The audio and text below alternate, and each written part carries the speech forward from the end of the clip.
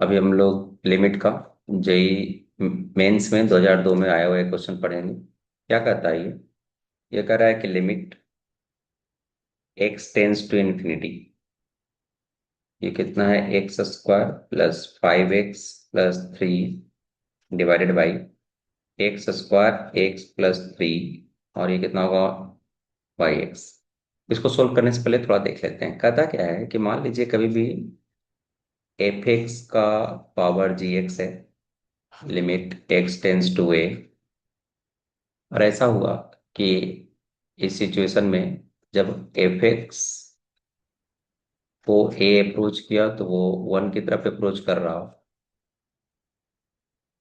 And अगर उसी situation में एक्स टेंस टू ए, अगर ये जी एक्स हुआ और ये इन्फिनिटी का अप्रोच बन जाए, तो इसका मतलब है कि ये फॉर्मेट बन जाता है 1 पावर क्या? इन्फिनिटी अप्रोच का। तो हम अगले ही स्टेप में क्या करते हैं?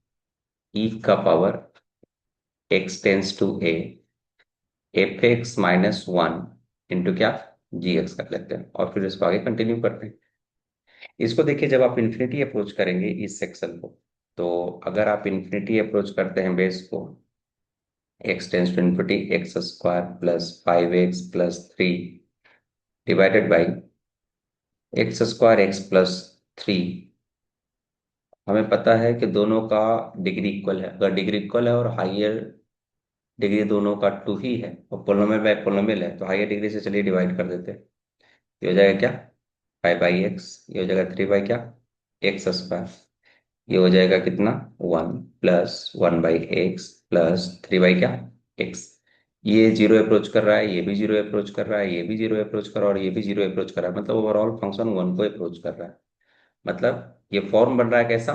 1 अप्रोच करेगा और उस पे पावर क्या अप्रोच करेगा? उस पे पावर 1/x है, तो ये तो जीरो अप्रोच करेगा। तो ये तो कोई फॉर्म होता नहीं है।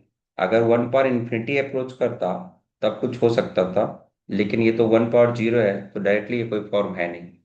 तो इसका मतलब सिंपल है कि इसका आंसर कितना हो जाएगा? 1।